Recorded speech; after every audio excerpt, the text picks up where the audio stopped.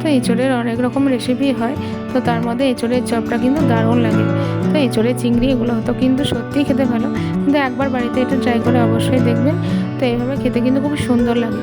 তো প্রথমে কিন্তু এঁচোড়গুলো কুকারে সিটি মেরে নেবেন, তাহলে কিন্তু এটা মাখাতে অনেক সুবিধা হয়।